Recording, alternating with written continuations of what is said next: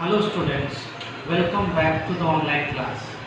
I begin with the prose, chapter 5, the story of an hour. I'll continue from where I had stopped. Before I continue, I would like to tell you about Mrs. Mallard and the tragedy that took place in her life. She was shocked to hear of the news of her husband's death. It was Josephine who brought the news to her, and hearing the news, she yelled and cried, and then goes upstairs to her room and locks herself there. She did not know what to do. I'll continue from here what happened next. As Mrs. Mallard reaches upstairs to her room, she sees the window open right before her. She could feel the breeze, the cold breeze blowing towards her. She could see the beautiful greenery outside, the green trees swaying to and fro because of the wind. She could see the blue clouds, and she felt as if everything is free in the world. At that moment, for once in her life, delighted by the natural world in front of her, she felt young and strong. She felt young and strong because she now realized that the entire life was before her. She realized that now her husband is no more. She realized she has to go ahead in life and earn for herself all alone. And at that moment, all the thoughts that were within her, which was before her married life as a spinster and then during her married life, came back to her.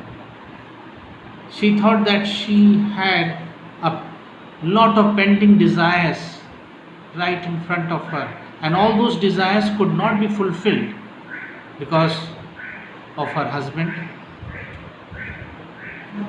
and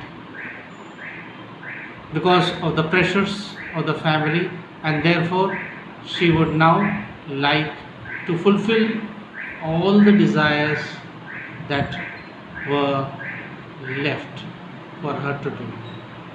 She said she is now a free lady. With the news of her husband's death, she felt free. It was her moment of self-discovery.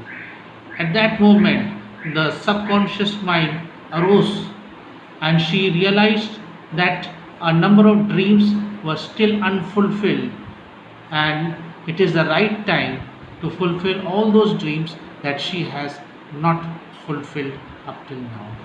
She was under someone. Here, she was under her husband, Mr. Mallard. Maybe her in-laws were also there in the house. Before her marriage, her parents were there. Maybe she was subdued. Maybe she was not able to complete and fulfill all her desires at home. And therefore, she is thinking of accomplishing all those things which she was not able to accomplish. So, with open arms, she welcomed herself to a life full of freedom. Her body and soul were free from the clutches of matrimony. Well, she felt now she is free from her husband. She is free from the bond of marriage. Now, this is the right time for her to fulfill all the pending desires that remained unfulfilled. She embraced her new life as a widow. She embraced the life and felt that she is free. Normally, women think that after the death of the husband, everything is finished. But here, the author tells us that she is trying to overcome the grief through recollecting the past things that she has yet to fulfill. Fearing that Louise would make herself ill, Josephine begged her to open the door. Alright, so all this while she was locked inside the room. No one knew what had happened. Mr. Richards nor Josephine was able to know what she was doing, whether she is doing something ugly like committing suicide, because no one knew what has happened, because she is totally locked inside. So, fearing that Louise would make herself ill, maybe thinking of the event that has just happened, thinking of the fateful event, the railroad mishap which killed Mr. Mallard. So, Josephine was knocking at the door, begging Mrs. Mallard to open the door, and finally, Mrs. Mallard opens the door. When Mrs. Mallard opens the door, there is no tear in her eyes. She is rejuvenated with a new strength in life.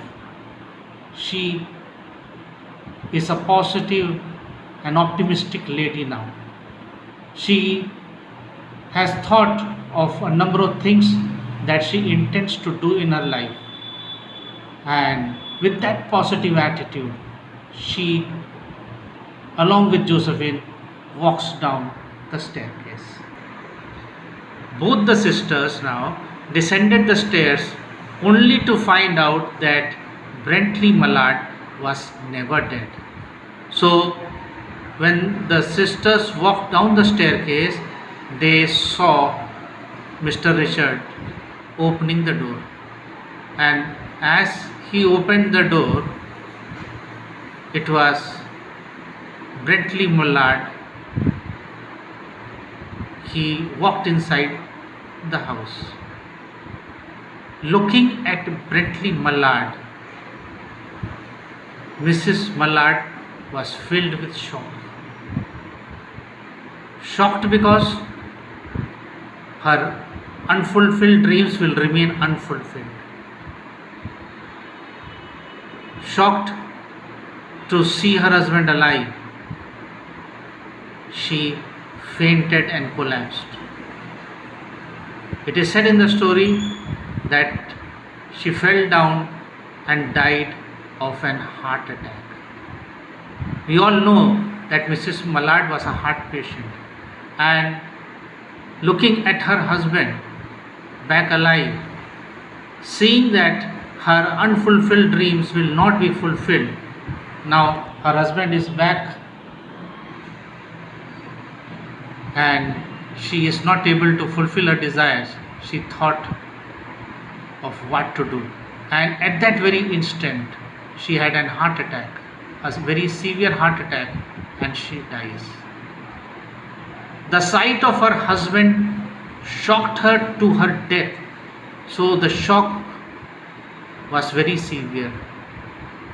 She did not know what to do. The doctors confirmed that she died of the joy that kills. The doctors were called.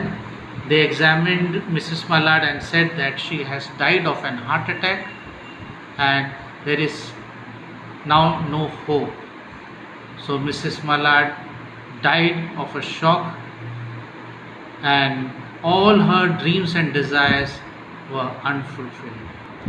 So my dear students, within 1 hour her freedom had been won and lost. In 1 hour, numerous women around the world silently bear the domination and entrapment in their married life, like Mrs. Mallard. And all these things happen that suggest that women are normally entrapped during the married life, and because of the different constraints, they are not able to fulfill the desires that they intend to do. So in 1 hour, Louise learns to carry herself unwittingly like a goddess of victory. and at the end she hopes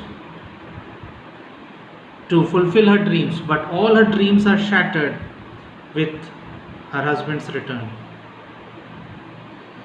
So the 1 hour becomes most important time in Louis's life, and it is not the dreams which have become unfulfilled. She is given freedom